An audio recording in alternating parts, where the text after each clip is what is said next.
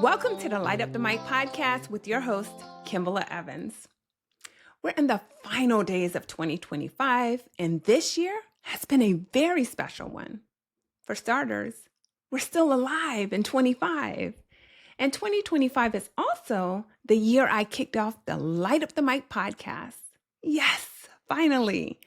I started this podcast with one goal in mind, you, to help you win in life. And I'm just getting started because everyone has a story. I mean, you have a story, I have a story, and the people all around us have stories too.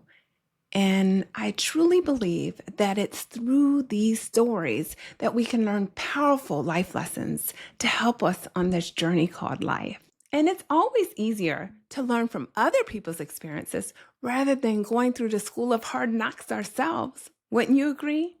And today's episode is going to be a great one because we're going to rewind and go back to some of the most meaningful life lessons that my amazing guests shared on Light Up the Mic this season. So let's get into it. Number 1, love starts with YOU. Carla Marie Mills' take on love. So where does love start to you? I think love starts with ourselves before we can bring anyone into how we feel about them. I really do believe that to attract the right person, you really have to be a whole person and you have to love yourself. If you can be a whole person and you can love yourself, I think that has a lot to do with what you attract. Number 2, love is more than a feeling. Karen tells us love is not just saying the words, I love you. Love is caring for people. I mean, I think everyone thinks it's like a feeling, but I think that's romantic love. You know, like when you first start dating someone, that excitement you feel, yeah, that dies real quick. So with me and my husband now, we've been together 30 years. Wow. And love is the relationship that we have, the respect that we have for each other, the laughter that we share, even the little arguments that we have. You know, we really care about each other. And I think that love for other people is caring for other people and not just saying that you care about them, but the things that you do for them and the way that you look out for people. So that's what I think love is. It's more doing than feeling. Number 3, believe in yourself. Some people see limits, others see purpose. Carl Joseph was born with only one leg and still became a Hall of Fame athlete. Here's a little of what he had to say about his incredible journey. What would you say is your philosophy in life that has enabled you to make it through, like really gave you that inspiration and push, despite those odds that you had to overcome? Good question. I just believed in me. That's all that matters. I never cared what other people said about me. I just believe in me. That's it. You know, Deion Harris said, you dress well, you play well. You know, he believed in himself. And he said he believed this is high school. And he practiced his belief and it blessed him. So it's all within you. You know, I believe. I don't care. Well, you can't do this. No, I can do it. Yeah, I just believed in myself. I didn't have no pat on the back. My mother didn't participate to any games that I played because she had so many kids and she was single parent. She wasn't able to attend. So I didn't have all the pat on the back and all this. I just had that drive. I just believed in myself. Number 4, be true to yourself. Ralph Waldo Emerson once said, to be yourself in a world that is constantly trying to make you something else is the greatest accomplishment. Janie Grant shares why it's so important to stay true to yourself. Just be authentic and true to yourself, and don't seek the truth in others, seek it in yourself. Because I always wanted to get to the reason why. Why are we here? Right. What is my purpose? And no one can answer that except for you. And the only way that I've been able to answer that is to go within and to be truthful to the woman in the mirror. Because that's the person that I have to look at every day.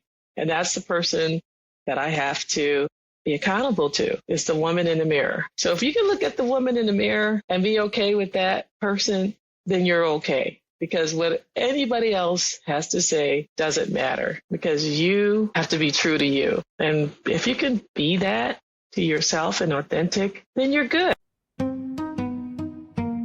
Number 5, visualize your success. Coach Hurley Brown learned this back in college, watching his mentor, NFL Hall of Famer Michael the Playmaker Irvin. Coach Brown tells us what he witnessed after an unexpected late night workout with Michael back in the day. So I jumped the fence, started walking into my dorms, and you can actually look back onto the practice field. So I'm looking back on the practice field, but they had the windscreen. But there was a little section right there that somebody had pulled the windscreen apart so that they could watch practice. So I get to that corner right there, and I'm just about to make that left, and I look, and this cat out there running routes. Isn't it really dark? It's like 1 o'clock in the morning. Yes, Yeah. It's dark. Yeah. Okay. But there's enough, there's some lighting, okay, where you could see. So I'm looking back, and Kimla, I'm just watching this cat, and this dude was running full speed. He even slipped a couple of times and jumped up like he was catching the ball, getting out of bounds. Must have been so amazing just to watch it in action. It was the craziest thing I've ever seen, because normally if you're out there working by yourself, you're just kind of going through the motions. You're not really doing it. He's going hard. He's going hard to where he's slipping and falling. And then at the end, he scored a touchdown, and he did his signature move where he put his hands up like he scores and got his hands up in the air and that stuff. visualization. Visualization. Yeah. Very powerful. Very powerful. Extremely powerful. But I didn't know it at the time. I saw it in action.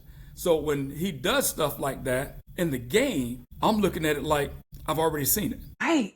You've already done it. So it's not new. You have to see yourself there, and he was playing it out time and time again. So once showtime is there, it becomes, oh, I've already done that. I've already done that. So the next day when I saw him, I was like, Mike, hey, after I left, you started running routes.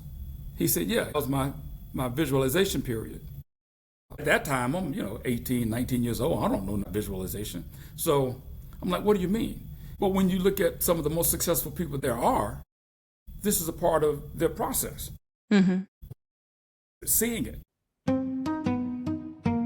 Number 6, spend less than you make. Financial guru Beverly Harzog keeps it 100 in sharing her biggest money lesson that transformed everything for her. I think the worst advice I ever got was just to relax and enjoy life like there's no tomorrow. And that's great to a point. But I took that to an extreme when I was in my 20s. So it would have been better if I'd gotten that advice, with some expectations of, as long as you spend less than you make. And later on, someone gave me that advice. I remember talking to someone that I admired a great deal. And this person, he wasn't an expert per se, but just someone that was intelligent and knew a lot about the world. And I had mentioned my troubles, and he goes, you just have to spend less than you make. And I'm like, wow, why did I not think of that? And so before I became an expert, I did tons of writing. I was a journalist, and then I switched over to the expert side. But I've written probably thousands of articles during my life, including columns. And I can